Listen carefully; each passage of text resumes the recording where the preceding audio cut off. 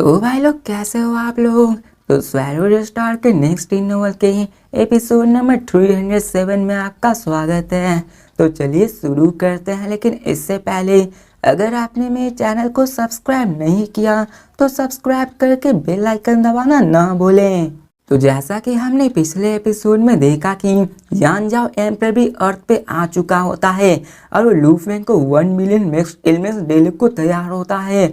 अब यहाँ पे में लू फेंग को दिखाया जाता है जो कि इसके लिए भी मना कर देता है, जिसको जानकर यान जाओ के एक्सप्रेशन और भी ज्यादा हैवी हो जाते हैं और वो गुस्से में खड़े होते हैं और स्टोन टेबल पर बहुत ही जोर से मारते हैं और वहां पर स्टोन टेबल भी टूटकर बिखर जाता है, जो कि पूरी तरह से पावरफुल होके लू फेंग की तरफ बढ़ने लगता है। लेकिन लू फेंग के डायलिन यहाँ पे अपने अनडाइंग एनर्जी से उन सारे फ्रैगमेंट्स को कंट्रोल कर लेता है, जिसके मर्तबा वहाँ का पूरा लैंड वहाँ पे सेफ हो जाता है। और फिर यहाँ पे यान जाओ लू फेंग की तरफ देखकर कहते हैं कि मैं यहाँ पे तुम्हें रिस्पेक्ट शो कर रहा हूँ, लेकिन फिर भी तुम रिफ्यूज कर रहे हो। ये तो अब यहाँ पे भी दिखाया जाता है कि एक पावरफुल अनडाइंग एनर्जी डायलिन और लू फेंग को इंस्टेंटली घेर लेती है और यहाँ पे वो वर्ल्ड एनर्जी चारों डायरेक्शन से आ रही होती है, जो कि पूरे के पूरे अर्थ पे प्रेशर डालने लगती है। और यहाँ पे यान जाओ के एक्सप्रेशन बहुत ज्यादा गुस्से में होते हैं, क्या तुम ये करने वाले हो या फिर नहीं। और यहाँ पे फिर हमें दिखाया जाता है कि पूरे के पूरे अर्थ में या फिर वो चाइनीज अमेरिकन अफ्रीकन या फिर कोई और स्लेव्स क्यों ना हो, वहां पे वो सभी उसके वर्ल्ड रूइंग के अंदर में चले जाते हैं। और यहाँ पे वो अर्थ को अपने पास चाहता था और यहाँ पे उसके फादर जो कि सीहू नाट थे वो भी इसको चाहते थे। अगर ऐसा नहीं होता तो वो पूरे के पूरे अर्थ को अपने वर्ल्ड रूइंग में स्टोर कर लेता। अब एक ही झटके में पूरा का पूरा ह्यूमैनिटी अर्थ पर से गायब हो जाता है, सिर्फ वहां पे घर ही बचते हैं क्योंकि उसने अपने वर्ल्ड रूइंग में रख लिया होता है। अब यान जाओ एम्प्री अपने अनडाइंग एनर्जी से उन सबको बाइंड कर देता है और देखता है कि यहाँ पे कोई और ह्यूमंस नहीं मौजूद है। लू फेंग के एक्सप्रेशन चेंज हो जाते हैं और वो भी अपनी स्पिरिट एनर्जी से चारों तरफ स्कैन करता है और पूरा का पूरा चाइना खाली हो चुका था। वहां पे जहाँ चाय गर्म हो रही थी वहां पे चाय गर्म हो रही थी, वहां पे कोई बंदा नहीं था, एक भी सिंगल सोल मौजूद नहीं था, पूरा का पूरा जगह खाली हो चुका था। यहाँ पे फिर बाद में यान जो लू फेंग की तरफ देखकर दहाड़ते हुए क्या था, मैं तुम्हें 2 चॉइसेस दूंगा, तुम्हें किसी एक ना एग्री करना ही होगा।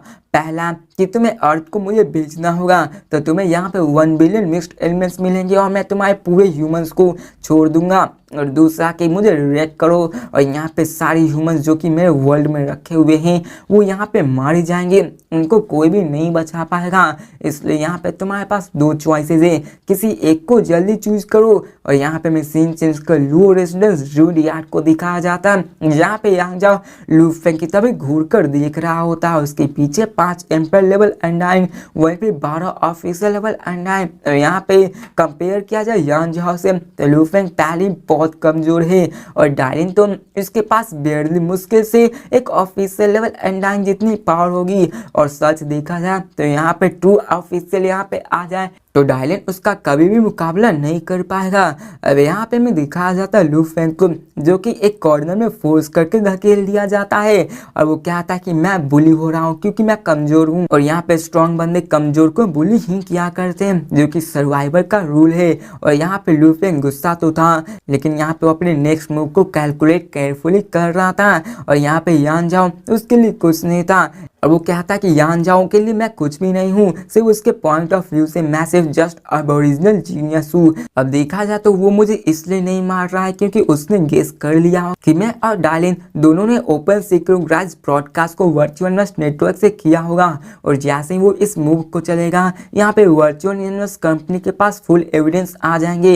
अगर यहाँ पे वो मरेगा नहीं फिर भी उसके साथ बहुत ज्यादा ट्रबल होने वाला है, यहाँ तक कि मेरे बॉटम ऑफ लैंड के स्ट्रेंथ से भी वो कुछ नहीं कर सकता है। उसके पास एक पावरफुल फादर है, अगर यहाँ पे वो मुझको मार भी दिया तो यहाँ पे सिर्फ वो हेवली पनिश्ड होगा। और यहाँ पे वीक को तो बुली ही किया जाता है और स्ट्रॉन्ग तो वीक को मारते ही है। अब लू फेंग यहाँ पे अपने आप को कोस रहा था कि अभी वो इतना स्ट्रॉन्ग नहीं है, उसके पास अभी सेक्टल और पाइनिकल लेवल जितनी स्ट्रेंथ है जो कि आराम से ऑफिशियल लेवल अंडाइन को मार सकती है, या हो सकता है कि वो एम्पर लेवल के अगेंस्ट भी फाइट कर सकता है। लेकिन ऐसे जीनियस यहाँ पे यान यान जाओ एम्पर से भी उसका मुकाबला नहीं, यहाँ पे कई सारे बंदे मौजूद होते हैं। यहाँ पे लू फेंग कुछ डिसीजन नहीं ले पा रहा था और यान जाओ गुस्सा में क्या था, तुम्हारे पास दो रास्ते हैं, एक को चूज करो। तो लू फेंग दहाड़ते हुए क्या था, यान जाओ एम्पर यहाँ पे तुमने ह्यूमंस ऑफ अर्थ को होस्टेज के रूप में बनाया हुआ है, ये तो सच में तुम बहुत नीचे गिर चुके हो। तो यान जाओ फिर से लू फेंग पे प्रेशर डालने लगता और गुस्से में कहता मैं तुमसे कह रहा हूँ कि तुम्हें एक को चूज करना होगा। तो लू फेंग यान जाओ की ओर देख कर कहता है कि मैं सच कहूँ तो मैं ये कहना चाहता हूँ कि यहाँ पर कुछ ज़्यादा लंबा अरसा पहले नहीं अनडाइंग नाइट ने भी मुझे वर्चुअल यूनिवर्स नेटवर्क से कनेक्ट किया था, जो कह रहे थे कि मुझे मिल्की वे गैलेक्सी चाहिए। अब उनके अगेंस्ट भी मैंने रिफ्यूज़ कर दिया। सोचो उनकी प्रेशर कितना टेरिफाइंग हुआ और मैंने फाइनली सबमिट किया। तो जैसे ही यान जा उस अनडाइंग नाइट के बारे में सुनता तो शॉक हो जाता है और वो कहता है कि क्या, और वहीं पे जेड हेयर ओल्ड मैन भी होता, वो भी शॉक होता है, कहता है कि क्या अनडाइंग नाइट। अब देखा जाए तो अनडाइंग नाइट सुन के वो सभी के सभी 6 एम्पर लेवल अनडाइंग भी शॉक हो चुके थे। यहाँ पे यान जाओ लू फेंग की तरफ देख कर क्या था कि मुझसे झूठ मत बोलो, अगर यहाँ पे तुम उस अनडाइंग नाइट से अपने मिल्की वे गैलेक्सी को बेच दिए तो आके यहाँ पे लीडर ने हमारे पास कोई रिकॉर्ड्स क्यों नहीं भेजा, आके वो रिकॉर्ड में क्यों नहीं है। मैं उस पूरे रिकॉर्ड को देख रहा था लेकिन फिर भी उसमें कोई चेंजेस नहीं था। तो लू फेंग इंडिफरेंटली कहता है कि वो सिर्फ यहाँ पे अर्थ को चाहते हैं और यहाँ पे हम लोग सिर्फ फेस टू फेस मीट करेंगे तभी यहाँ पे वो हमें ट्रेस को देने वाले हैं, जिसके बाद हमारा ट्रांजेक्शन कंप्लीट होने वाला है और अभी तक ट्रांसफर कंप्लीट नहीं हुआ है और ये एग्रीमेंट हम दोनों में पहले ही हो चुका है और मैं उनकी बातों से पीछे नहीं मुकर सकता हूँ। और कहता है यान जाओ एम्पर, अगर तुम्हें मना लग रहा है और तुम्हें सच नहीं लग रहा है तो उनसे जाके पूछो, अगर उन्हें कोई ऑब्जेक्शन होगा तो मैं जरूर मान जाऊंगा।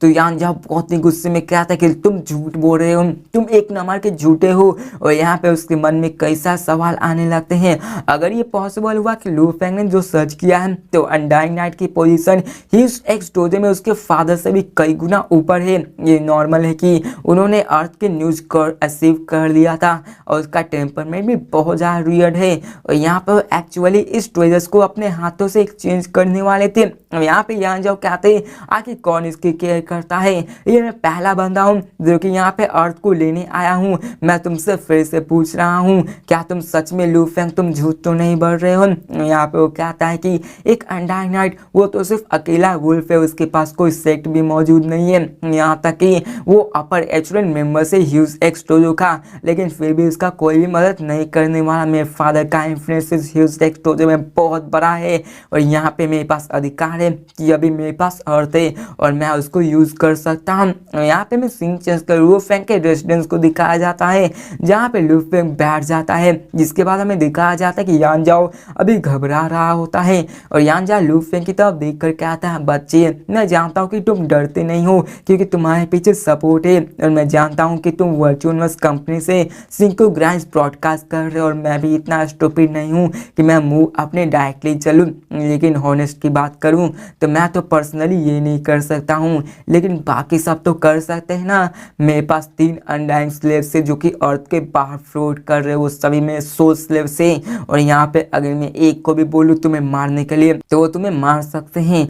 क्या हुआ, तुम वर्चुअल यूनिवर्स नेटवर्क से अपने ब्रॉडकास्ट को कर रहे हो, वो सिर्फ यही रिकॉर्ड करेंगे कि एक अनडाइंग तुम्हें मारने आए हैं, ना कि मैंने मारा है और बिना किसी प्रूफ के कि वो मेरा स्लेव है यहाँ पे कोई कुछ नहीं कर सकता है। और बात ले तुम्हारी डार्लिंग की तो यहाँ पे हम उसको फोर्सफुली बांधे रहेंगे, वो भी तुम्हारी कोई भी मदद नहीं कर सकता और जब ये होगा बुम, तुम्हें कोई नहीं बचा सकता, सब मारे जाएंगे।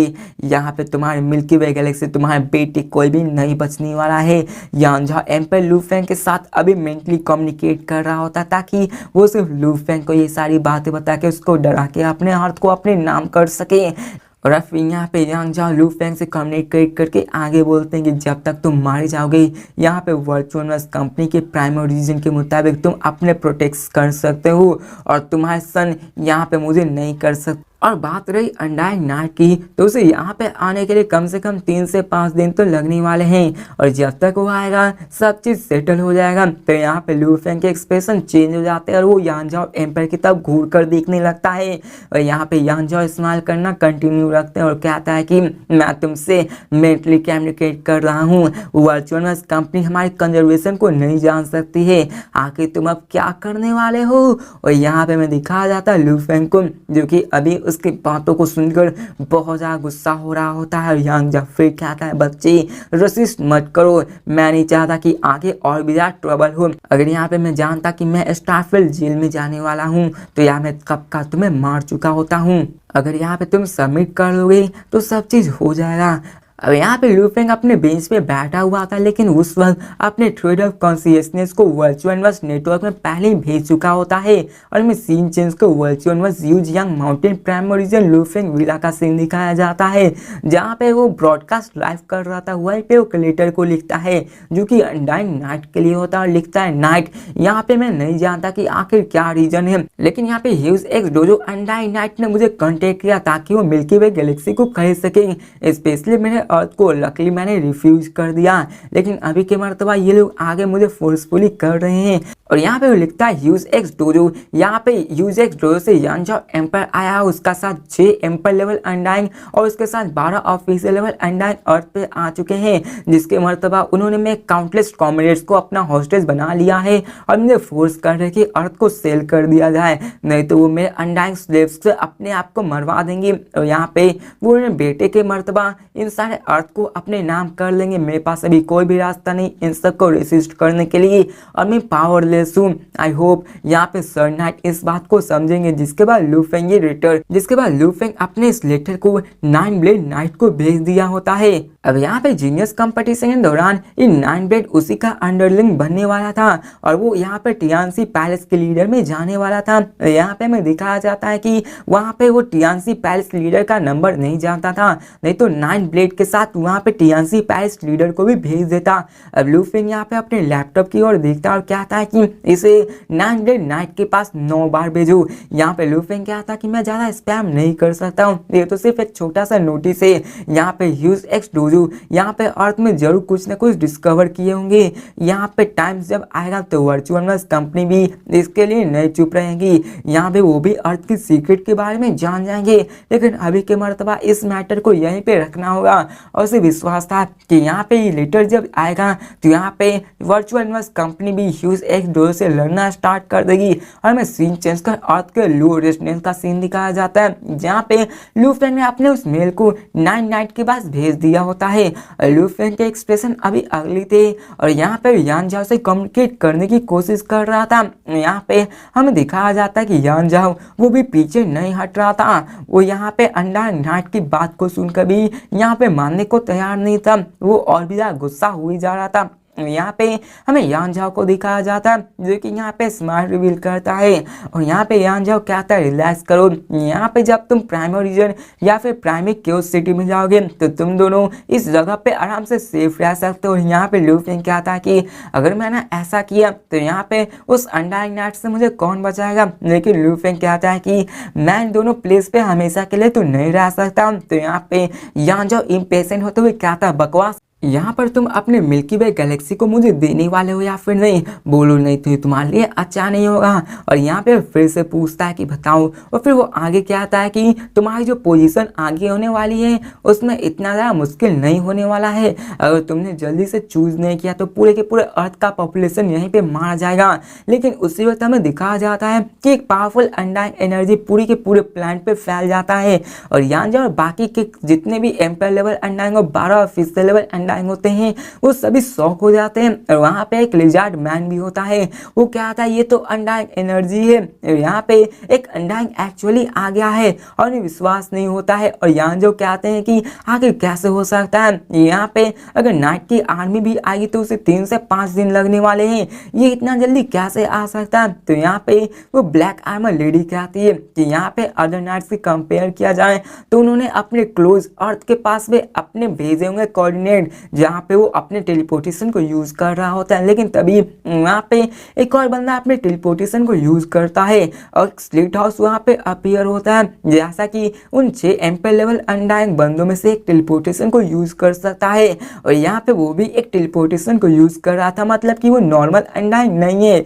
यहाँ पर करना ये बहुत ज्यादा रेयर होता है। अब लू फेंग भी उस अपीयरेंस ऑफ पर्सन को देखकर शॉक हो जाता है और हमें दिखाया जाता है कि वो बंदा एक बड़ा सा टॉल स्टडी मैन होता है, वो 3 मीटर लंबा होता है और उसके 2 ब्लड रेड हॉर्न्स होते हैं और उसके ऊपर सिल्वर स्केल्स भी लगे हुए थे। उसके आर्मर से 2 आर्म्स निकले हुए थे और उसकी पावर भी बहुत ज़्यादा टेरिफाइंग होती है।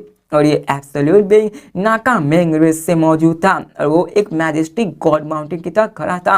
अब यहाँ पे हमें दिखाया जाता है कि उसका फॉर्मलेस प्रेशर पूरे के पूरे यानजा उसके ग्रुप पे लग रहा था। यहाँ पे डायलिन भी उनके सामने बो करता और क्या था ग्रीटिंग टीचर, और हमें बताया जाता कि ये कोई और नहीं ब्लड ट्रस्ट एम्पर होने वाला है और उसका नाम टियान जून होता है। अब यहाँ पर यानजा और बाकी सारे एम्पर लेवल अंडाइन के एक्सप्रेशन चेंज हो जाते हैं और सभी टियान जून का नाम लेते हैं क्योंकि सब लोग इसके बारे में जानते हैं। यहाँ पे हमें बताया जाता है कि नाकामेन क्लैन के पावरफुल ये एसेस इस ह्यूमैनिटी में मौजूद है जो कि बहुत ज़्यादा पावरफुल होते हैं। अब यहाँ पे मानका लोग की तरह ही इनके नंबर बहुत ही कम होती है और ये बैटल में बहुत अच्छा परफॉर्म करते हैं और ब्लड ट्रस्ट एम्पायर के पूरे क्लैन में टॉप 3 एब्सोल्यूट बिगनेस से आते हैं और उनकी रेपुटेशन के मुताबिक से लू फेंग के ट्रूएन एम्पायर के सामने भी इसका कुछ नहीं है। ये अपने कत्ले आम के लिए जाना जाते हैं और उनके फॉर्मलेस प्रेशर में यहाँ पे ब्लड ट्रस्ट एम्पायर पूरे के पूरे यानजा एम्पायर और सभी के सभी एम्पायर लेवल अंडर सभी शॉक हो जाते हैं। और फिर इसके बाद वो लू फेंग की तरफ देखते और क्या आते जूनियर और लू फेंग में सरप्राइज हो जाता है और हैप्पी भी होता है और क्या आता है थर्ड सीनियर। इसके बाद आके वो पूछता कि आखिर थर्ड सीनियर ऐसे क्रिटिकल मूवमेंट में कैसे यहाँ पे आ गए। तो वहाँ पे डाले उससे कहते हैं कि योर मैजेस्टी ग्रैंड मास्टर ने मुझे पहले ही कहा था आपको प्रोटेक्ट करने के लिए और उनके पास एक्चुअली ट्रम्प कार्ड था और जब भी आप किसी खतरे में हो तो यहाँ पे उन्होंने कहा था कि अगर वो उसको डील नहीं कर पाए तो अपने टीचर को बुला सकते हैं और एज ए डिस्पल मेरे पास उनका मार्कर हमेशा रहा करता है जिसके मर्तबा वो आराम से यहाँ आ सकते हैं। और मैंने यहाँ पर सोलर सिस्टम में भी एक मार्कर को छोड़ रखा है और यहाँ पे 3 ऐसे जगह हैं जहाँ पे मार्कर्स लगे हुए हैं और जब यानजा एम्पायर यहाँ पे आए थे तो मैंने जल्दी से वर्चुअल यूनिवर्स नेटवर्क में जाके उनसे कांटेक्ट किया। तो ये सुनकर लू फेंग इन सब बातों को समझ जाता है। अब यहाँ पे blood trust empire Lu Feng की तरफ देखते और कहते क्या तुम सरप्राइज हो गई और वो कहता है रिलैक्स करो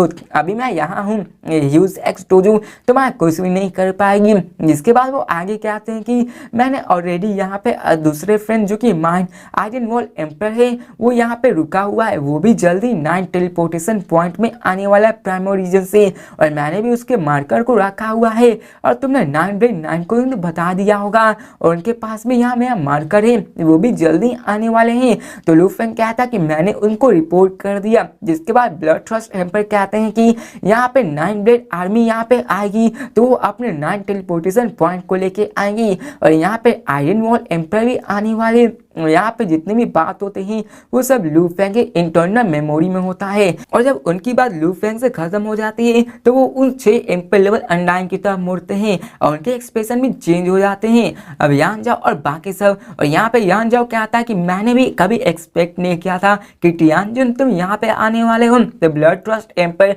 उसकी तरफ देख कर कहते हैं यान जाओ ये मेरा जूनियर होम है, आखिर तुम्हारा और तुम्हारे ह्यूज एक्स डोजे के लोग यहाँ पे क्यों आए कोई भी मैटर ना हो, ये फिर भी हमारे वर्चुअल यूनिवर्स नेटवर्क का यहाँ पे कोई मेंबर से यहाँ पे वर्चुअल यूनिवर्स कंपनी नेचुरली इसको प्रोटेक्ट करती है, तुमने यहाँ पे बहुत ज़्यादा मिसअप कर लिया। तो यहाँ पे हमें जेड है ओल्ड लेडी को दिखाया जाता है जो कहता है कि ब्लड ट्रस्ट एम्पायर यहाँ पे 6 बंदे हैं और तुम्हारी इतनी हिम्मत कि तुम हमारे सामने एरोगेंट बन रहे हो। तो यहाँ पे ब्लड एम्पायर उन सब की तरफ देख कर कहते हैं बाऊजी एम्पायर तुम कहना चाहते हो कि तुम 6 एम्पायर मिलकर मुझे हरा सकते हो। तो यहाँ पे लिजार्डमैन उसकी तरफ देख कर क्या आता है कि यहाँ पर आते हुए ब्लड ट्रस्ट एम्पायर तुम सपने भी नहीं देख सकते हो टेलीपोर्ट करने के लिए, तुम यहाँ से भाग नहीं जा सकते हो। तो ब्लड ट्रस्ट एम्पायर सर की तरफ देख कर क्या आता है कि तो ऐसा बात है पियर्सिंग हर्ट एम्पायर तुम यहाँ पे स्पेस लॉकडाउन में प्रोफिशिएंट हो, तुम इसको यूज करके क्या कहना चाहते हो कि मैं यहाँ से भागने वाला हूँ, तुम्हें क्या लगता है मैं सच में यहाँ पे टेलीपोर्ट करके निकलने वाला हूँ, लेकिन इसका मतलब है कि तुम अपने इस एबिलिटी को यूज कर रहे हो। तो बाओजिन एम्पायर भी यहाँ पे टेलीपोर्ट नहीं कर सकते हैं और तुम नहीं कर सकते तो यहाँ पे कोई नहीं कर सकता। और 1 अगेंस्ट 6 मतलब क्या सच में लगता है कि तुम उससे जीतने वाले हो? अगर तुम सच में फाइट करोगे तो तुम्हें लगता है कि मैं तुम्हें छोड़ने वाला हूँ। और वो बहुत ही कैजुअली बोल रहा था कि जैसे कि ब्लड ट्रस्ट एम्पर के सामने वो सब कुछ ही ना हो। अब यहाँ पे ये वर्ड सुन के उन छेव के एक्सप्रेशन चेंज हो जाते हैं और यहाँ पे एक एम्पर लेवल अनडाइन में बहुत ज़्यादा यूज होता है। अगर यहाँ पे लेजेंडरी ट्रूयान एम्पर आ जाते हैं तो यान जाओ एम्पर और बाकी सब उतना रेसिस्ट नहीं कर पाते, वो आराम से यान जाओ एम्पर यहाँ पे ट्रूयान एम्पर से निपट सकते थे। लेकिन बात कर ब्लड ट्रस्ट एम्पर की तो उनकी रेपुटेशन भी ट्रूयान एम्पर से बहुत ज़्यादा हाई है, उनकी स्ट्रेंथ बहुत ही ज़्यादा पावरफुल होती है, वो एम्पर लेवल अनडाइन में उनकी पोजीशन बहुत ज़्यादा हाई होती है। अब यहाँ पे 1 वर्सेस 6 होता तो ब्लड ट्रस्ट एम्पर को मुश्किलों का सामना तो करना पड़ता, लेकिन यहाँ पे सामने वाला ही मारा जाता और यहाँ पे ब्लड ट्रस्ट एम्पर को थोड़ी सी कैजुअलिटी निपटना पड़ता। अब यहाँ पे उसी ड्यूल यार्ड का सीन दिखाया जाता है जहाँ पे एक तो ब्लड एम्पर होते हैं और वहाँ पे यानजाओ एम्पर, वहाँ पे दोनों एक दूसरे पे प्रेशर बना रहे होते हैं। अब ये सीन देखकर लू फेंग सच में एक्साइटेड हो जाता है कि यहाँ पे उन सब का देखने का मुकाबला यहाँ पे स्ट्रॉन्गेस्ट में होने वाला है और यहाँ पे एक अनडाइंग बैंक का ग्रुप में फाइट होने वाला है। तो ये कितने लेवल पर जा सकता है, ये सच में ऑसम होने वाला है। अब ब्लड ट्रस्ट एम्पर कहते हैं कि तुम सब यहाँ से जा सकते हो तो यानजाओ के एक्सप्रेशन अगली हो जाते और कहते हैं कि मैं यहाँ पे अपने फादर के ऑर्डर पे आया हूँ, आखिर मैं यहाँ से क्या जा सकता हूँ। टियानजू मुझे फोर्स मत करो, अगर मैं यहाँ पे बेयर नहीं हुआ तो यहाँ पे मैं अपने ट्रम्प कार्ड को यूज कर सकता हूँ। यहाँ पे अगर मैं तुम्हें मार भी नहीं सका तो क्या मैं तुम्हारी अनडाइंग बॉडी को बहुत ही हैवीली डैमेज करने वाला हूँ। तो ब्लड ट्रस्ट एम्पर उसकी तरफ से कहते कि क्या सच में अगर देखा जाए टर्म्स ऑफ वेल्थ और ट्रम्प कार्ड्स में तो यहाँ पे ब्लड ट्रस्ट एम्पर यानजाओ का कंपेयर नहीं कर सकते, क्योंकि आपको मैंने बता दिया कि यानजाओ एम्पर के पास एक पावरफुल नाइट फादर है जो कि अपने साय के साथ ट्रेस को अपने बेटे पे डालने लगे थे, जो इतना पावरफुल कि नाइट भी उसके लिए पागल हो सके। इसी कारण उसने अपने ट्रेस को सोल में एब्जॉर्ब किया था, जो अगर उसको अनलीज किया तो यहाँ पे उसकी पावर बहुत ज़्यादा होती है। और इस सारे शॉर्ट अमाउंट टाइम में यानजाओ एम्पर एक पाइनिकल एम्पर लेवल ऑफ स्ट्रेंथ को पा लेगा और यानजाओ एम्पर के पास कई सारे लाइफ प्रिजर्विंग ट्रम्प कार्ड्स होते हैं जो कि आराम से यूज कर सकते हैं। और बात ले ब्लड ट्रस्ट एम्पर की तो उसके पास उतने ज़्यादा नहीं है ट्रेस जितना कि यानजाओ एम्पर के पास है। और यहाँ पे में दिखाया जाता है विंग, जहाँ पे ब्लड ट्रस्ट एम्पर अपने वर्ल्ड रिंग को सडनली ट्रिगर करते हैं, जिसके बाद वो वर्ल्ड रिंग में अपने लू फेंग और बाकी सबको प्लेस आउट कर सकते हैं। अब ये देखकर वहाँ का लिजर्ड में सडनली चिल्लाता और यहाँ पे वहाँ का और यहाँ पर पूरा का पूरा स्पेस उससे लॉकडाउन होने लगता और चारों तरफ वर्ल्ड एनर्जी भरने लगता है। और क्या था ब्लड ट्रस्ट एम्पर, और यहाँ जब एम्पर भी कहता है कि माँ हम सब यहाँ हैं, तुम सोचना भी मत कि यहाँ पे तुम अपने वर्ल्ड के अंदर इन सबको रख सकते हो। जिसके बाद जेड लेडी ब्लड ट्रस्ट मम्पर से कहती है लू फेंग हम तुमसे इसका बदला जरूर लेंगे। और यहाँ पे 6 एम्पर कॉन्फिडेंट हो जाते हैं और ब्लड ट्रस्ट एम्पर को दिखाया जाता है, जो इस सीन को देखकर अगली हो जाता है। अब यहाँ पे ब्लड ट्रस्ट एम्पर लू फेंग और डायलिन की फिक्र कर रहे होते, अगर यहाँ पे वो नहीं होती तो आराम से इन 6 एम्पर के साथ फाइट कर सकते हैं, लेकिन उसको लू फेंग को भी बचाना है, इसलिए वो कहते हैं बास्टर। जिसके बाद वो सब एक दूसरे से लड़ना स्टार्ट कर देते। तो भाई लोग इसी के साथ ये वीडियो भी खत्म होती है। तो मिलते हैं नेक्स्ट वीडियो में और देखते हैं कि आगे क्या होने वाला है। क्या ब्लड ट्रस्ट एम्पर उन सब बंदों को हराकर लू फेंग को बचा पाते हैं या फिर नहीं, या फिर इनमें ब्लड ट्रस्ट एम्पर बहुत ज्यादा जख्मी होने वाले हैं। और देखते हैं कि आगे क्या होने, क्या लू फेंग उन सब से बच पाते या फिर नहीं। तो मिलते हैं नेक्स्ट वीडियो में, तब तक के लिए बाय।